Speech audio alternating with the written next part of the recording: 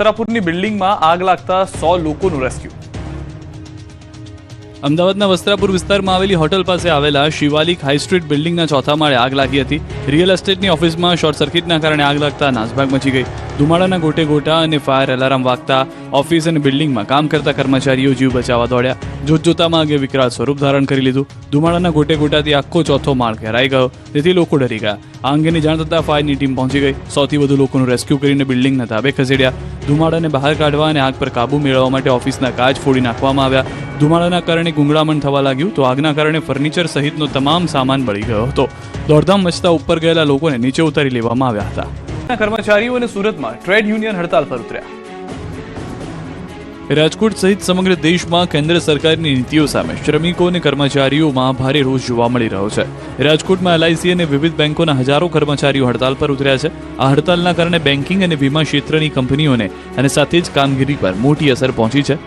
LICની office બહાર વર્ગ 3 અને વર્ગ 4ના કર્મચારીઓ એકઠા થઈને કેન્દ્ર સરકાર હાય હાયના નારા લગાવી વાતાવરણ ગજવી મૂક્યું. વિરોધ પ્રદર્શન પાછળનું મુખ્ય કારણ શ્રમ કાયદામાં કરવામાં આવેલા ફેરફારો, ખાનગીકરણની નીતિ અને નવી ભરતીનો અભાવ હોવાનું જણાવ્યું. આગામી સમયમાં રસ્તા ઉપર ઉતરી ઉગ્ર આંદોલન કરવાની ચીમકી પણ તેમણે ઉચ્ચારી છે.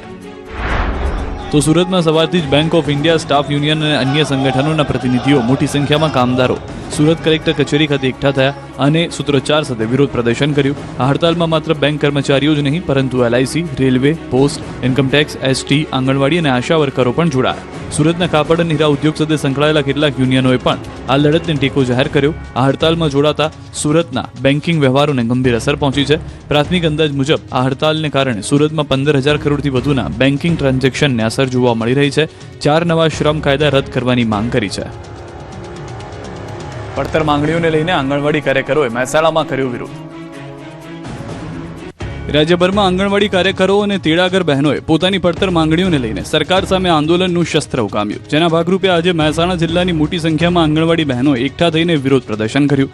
શહેરના ઐતિહાસિક મહાત્મા મંદિર બગીચા ખાતે મોટી સંખ્યામાં ઉમટી પડેલી બહેનોએ સરકાર વિરોધી સૂત્રોચ્ચાર કરી પોતાની વેદના વ્યક્ત કરી અને ત્યારબાદ જિલ્લા કલેક્ટર કચેરી પહોંચી આવેદનપત્ર પાઠવ્યું. આ વિરોધ પ્રદર્શનમાં મુખ્યત્વે નામદાર હાઈકોર્ટના ચુકાદાના અમલીકરણની માંગ ઉઠી. મહેસાણા ખાતે એકઠી થયેલી બહેનોએ ચીમકી ઉચ્ચારી કે જો સરકાર વહેલી તકે હાઈકોર્ટના ચુકાદા મુજબ પગાર વધારો નહીં કરે અને તેમની અન્ય માંગણીઓ નહીં સંતોષે તો તેઓ આ લડતને સુપ્રીમ કોર્ટ સુધી લઈ જશે. આગામી સમયમાં ગાંધીનગર અને દિલ્હી સુધી ઉગ્ર આંદોલન કરવાની પણ તેઓએ તૈયારી બતાવી. શામળાજીના કાદવિયા ગામે આઝાદી બાદ ક્યારેય રોડ નહીં બનતા લોકોમાં આક્રોશ. ગુજરાતમાં વિકાસની મોટી મોટી વાતો થાય છે. જ્યાં જ્યાં ગામ ત્યાં રોડના બણગા ફૂંકવામાં આવે છે. પરંતુ અરવલ્લીના શામળાજીનું કાદવિયા ગામ એવું છે જ્યાં આઝાદીના આટલા વર્ષો બાદ ડામર રોડ જ નથી બન્યો. આ ગામના લોકોએ ડામર રોડ જોયો પણ નથી, જેથી 75 ઘરના 150થી વધુ બાળકોને શાળા કાચા માર્ગેથી જવું પડી રહ્યું છે. ડુંગરાળ અને નદી વિસ્તારના કારણે વિદ્યાર્થીઓ જીવના જોખમે સ્કૂલે જઈ રહ્યા છે. ગામમાં કોઈ બીમાર પડે તો 108 એમ્બ્યુલન્સ નથી આવી શકતી. આ અંગે તાલુકા વિકાસ અધિકારીને અનેકવાર રજૂઆત કરવા છતાં કોઈ કાર્યવાહી ન થતા અંતે ગ્રામજનોનો પિત્તો ગયો. મોટી સંખ્યામાં એકત્ર થઈને કલેક્ટર કચેરી આગળ વિરોધ કર્યો, સૂત્રોચ્ચાર કરીને હલ્લાબોલ કર્યો. શાળા કોલેજ આંગણવાડીના બાળકોને ભણતરથી વંચિત રાખી વિરોધ દર્શાવ્યો. આગામી 16મીએ ગ્રામજનોએ શિક્ષણ બહિષ્કાર કરી આંદોલનની ચીમકી ઉચ્ચારી. ભરૂચના સરકારી શાળાના આચાર્ય હવે શ્વાનનો પણ સર્વે કરશે.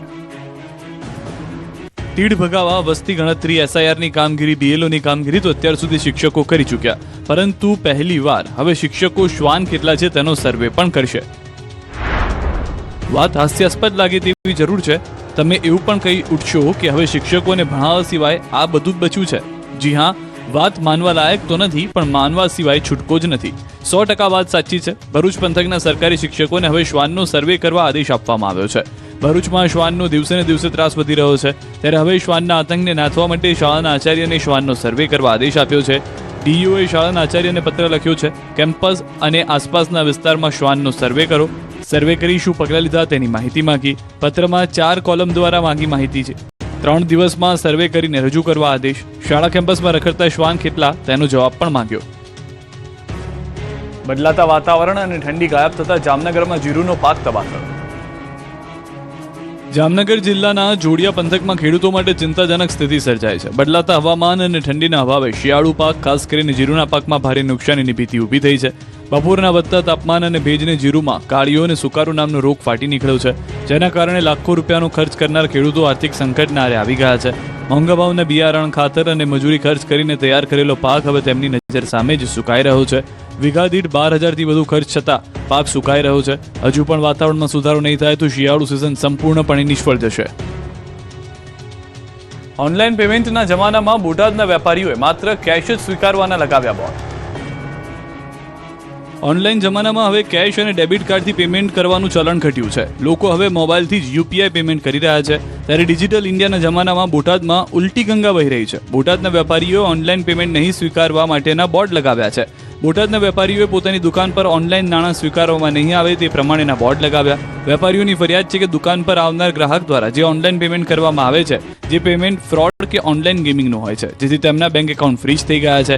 એકાઉન્ટમાં રકમ આવે તો પણ ઉપડી શકાતી નથી. બેંકની હેરાનગતિના કારણે વેપારીઓના ધંધા વેપારમાં આર્થિક નુકસાની થઈ રહી છે. ઓનલાઈન પેમેન્ટ ન સ્વીકારવાના કારણે ગ્રાહકો સાથે પણ તકરાર થતી હોવાનું વેપારીઓની ફરિયાદ છે. સાથે જ ધંધા પણ ઓછા થયા છે. ત્યારે વેપારીઓ સાથે ગ્રાહકો પણ આ પ્રકારના પ્રશ્નોનું વહેલી તકે નિરાકરણ લાવવા માંગ કરી રહ્યા છે. ગોધરામાં બે રોકટોક ચાલતા સ્કૂલ વાન ચાલકો સામે તવાઈ.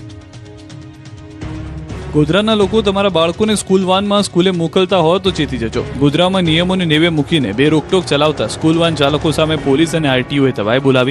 શહેરના બામરોલી રોડ અને પરબડી ચોકડી વિસ્તારમાં ચેકિંગ હાથ ધર્યું. નિયમોના ભંગ બદલ 14 સ્કૂલ વાન ચાલકોને 1.5 લાખથી વધુનો દંડ ફટકાર્યો.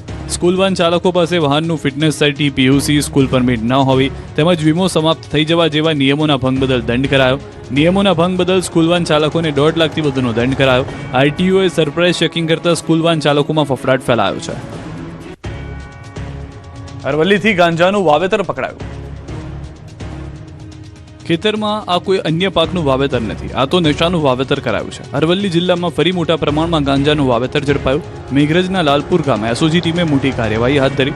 સરકારી જમીનમાં તુવેર અને ઘઉંના પાક વચ્ચે ગાંજાના 83 લીલા છોડ ઝડપાયા હતા. કુલ 8.730 કિલોગ્રામ ગાંજો અને 4,36,500નો મુદ્દામાલ જપ્ત કરવામાં આવ્યો. ગાંજાનું વાવેતર કરનાર રાજુ કાંતિ નાથ બાવાની ધરપકડ કરવામાં આવી છે. છેલ્લા કેટલાય સમયથી લાલપુર ખાતે ઝૂંપડું બનાવી આશ્રમમાં સેવક તરીકે કરતો હતો કામ. અમદાવાદમાં 24 કલાકમાં 2 હત્યા થઈ. પૈસાની ઉઘરાણી મુદ્દે યુવાનની હત્યા તો સગાઈ તોડી એટલે ફિયાન્સે પથ્થર મારી માથું છૂંદી નાખ્યું.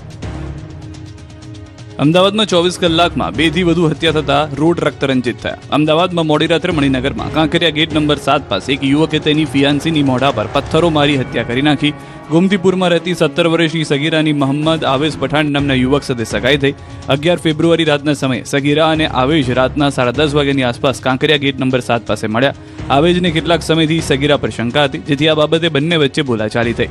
આવેશે ગુસ્સામાં કોટા સ્ટોરનો ધારદાર અણીવાળો પથ્થર મારીને હત્યા કરી. હત્યા બાદ મૃતક સગીરાના પિતાને ફોન કરી કહ્યું કે તમારી દીકરીને પતાવી દીધી છે અને હું પોલીસ સ્ટેશનમાં સરેન્ડર કરી રહ્યો છું. પોલીસે ઘટના સ્થળે પહોંચી સગીરાનો મૃતદેહ પોસ્ટમોર્ટમ માટે મોકલ્યો હતો. બીજી તરફ અમદાવાદ શહેરના બોપલ ખાતે આવેલા વકીલ સાહેબ બ્રિજ નીચે મોડી રાત્રે એક યુવકની તેના મિત્રોને સાથે છરીના ઘા ઝીકીને 3 શખ્સોએ ઘાતકી હત્યા કરી દેતા ચકચાર મચી ગઈ. યુવકને બસની બહાર બોલાવીને 3 શખ્સોએ બબાલ કરી હતી અને ત્યારબાદ હિંસક હુમલો કરીને શિવા કલસુવાને મોતને ઘાટ ઉતારી દીધો હતો. ઘટનાની જાણ થતાની સાથે જ પોલીસની ટીમ તાત્કાલિક સ્થળે પહોંચી હતી. ગણતરીની કલાકોમાં જ 2 આરોપીની ધરપકડ કરી. પ્રાથમિક તપાસમાં 2 લાખ રૂપિયાની ઉઘરાણી મામલે ઝપાઝપી બાદ હત્યા થયાનું સામે આવ્યું. દેવગઢ બારિયામાં પેટ્રોલ પંપ પર મારામારી થઈ હતી. ઇકો ગાડીના ચાલકે પંપ પરના કર્મચારીઓ સાથે મારપીટ કરી. સીએનજી 0 કેમ નથી કર્યું તેમ કહી હુમલો કર્યો. મામલો બિચકતા પેટ્રોલ પંપના કર્મીઓ પણ મારપીટ કરતા નજરે પડ્યા. વડોદરાના વાઘોડિયા રોડ સ્થિત કોસ્મોસ કોઓપરેટિવ બેંકમાં નરેન્દ્ર શાહ નામના ગ્રાહકે લોકરમાં મૂકેલા અંદાજે 35 તોલા સોનાના દાગીના ગાયબ થતા હડકંપ મચી ગયો. દીકરીના લગ્નને માત્ર 2 દિવસ બાકી છે ત્યારે લોકરમાંથી સોનું ગાયબ થઈ ગયું. ઘટનાને લઈ નરેન્દ્ર શાહે પોલીસ ફરિયાદ નોંધાવી. રાજકોટમાં મિશ્ર ઋતુને કારણે પાણીજન્ય રોગચાળો વધી રહ્યો છે. ત્યારે રોગચાળો અટકાવવા મહાનગરપાલિકાએ શહેરમાં પાણી અને બરફ વિતરકો સામે કડક કાર્યવાહી કરી. કુલ 91 આઈસ ફેક્ટરી અને પાણીના જગ વિતરકોની તપાસ કરવામાં આવી છે. 91 પાણીના સેમ્પલ લઈ પરીક્ષણ માટે મોકલાયા છે. રિપોર્ટ મુજબ 55 સેમ્પલ અનસેટિસ્ફેક્ટરી મળ્યા છે. 47 એકમો સીલ કરવામાં આવ્યા છે. ભરૂચ શહેરમાં વહીવટીતંત્ર દ્વારા ગેરકાયદેસર દબાણો સામે મોટી કાર્યવાહી હાથ ધરવામાં આવી. શહેરની શ્રવણ ચોકડીથી શક્તિનાથ વિસ્તારો સુધી આવેલા પાકા અને કાચા દબાણો પર બુલડોઝર ફરી વળ્યું હતું. આ કાર્યવાહી દરમિયાન સ્વામિનારાયણ મંદિર, મોઢેશ્વરી મંદિર સહિત આસપાસના શોપિંગ સેન્ટરોમાં આવેલા દબાણો દૂર કરવામાં આવ્યા. ભરૂચ ખાતે વીજ ક્ષેત્રે ખાનગીકરણના વિરોધમાં સંયુક્ત સંકલન સમિતિ દ્વારા પ્રદર્શન કરવામાં આવ્યું. હોદ્દેદારો અને સભ્યોએ રાજ્યભરની મુખ્ય વીજ કચેરીઓ સામે વિરોધ નોંધાવ્યો. દક્ષિણ ગુજરાત વીજ કંપની લિમિટેડ અને ગુજરાત એનર્જી ટ્રાન્સમિશન કોર્પોરેશનની ભરૂચ ટીમે સૂત્રોચ્ચાર કર્યા હતા. સુરત બાદ બનાસકાંઠાના ધાનેરામાં શ્વાનનો આતંક સામે આવ્યો. ધાનેરામાં સોસાયટીમાં રમતા 2 બાળક પર શ્વાને હુમલો કર્યો. બંનેને સારવાર માટે ખસેડાયા. શિકારની શોધમાં ફરતો સાવજ ગોંડલના મોટા દડવા ગામ સુધી પહોંચી ગયો. વાડીમાં વાવેલ મકાઈના છોડ વચ્ચે સિંહ દેખાયો હતો. સિંહે 2 દિવસ પહેલા કંટોલિયા ગામે વાછરડીનું મારણ કર્યું હતું, જેથી ગ્રામજનોમાં ભયનો માહોલ છે. જૂનાગઢના દત્ત ચોકમાં નાગા સાધુએ રસ્તાની બાજુમાં સૂતેલા લોકોને ઉઠાડ્યા. નાગા સાધુઓએ કપિરાજ દ્વારા લોકોને રસ્તા પરથી ઉઠાવ્યા. ઘટનાની જાણ થતાં પોલીસ સાધુની અટકાયત કરી ચૂકી.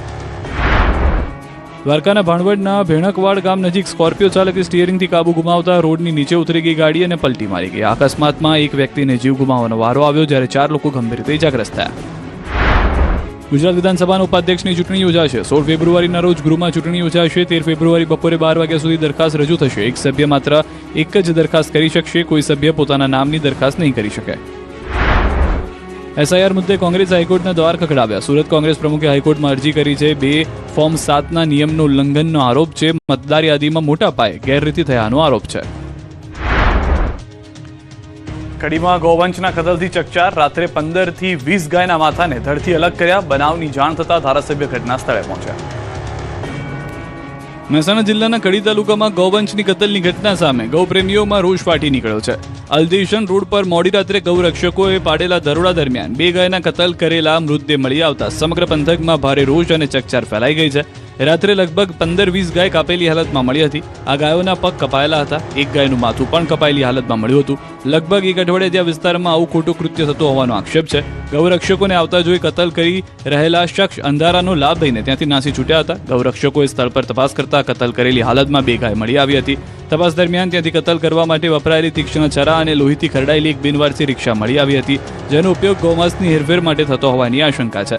આ ઘટનાની જાણ થતાં જ વિશ્વ હિન્દુ પરિષદ અને બજરંગ દળના કાર્યકર્તાઓ મોટી સંખ્યામાં ઉમટી પડ્યા. કડી પોલીસને જાણ કરવામાં આવતા ઉચ્ચ પોલીસ અધિકારીઓનો કાફલો સ્થળ પર દોડી આવ્યો. કડીના ધારાસભ્ય રાજેન્દ્ર ચાવડાને ઘટનાની જાણ થતાં તેઓ ઘટના સ્થળે દોડી આવ્યા. કડકમાં કડક કાર્યવાહી કરવા આદેશ આપ્યા હતા.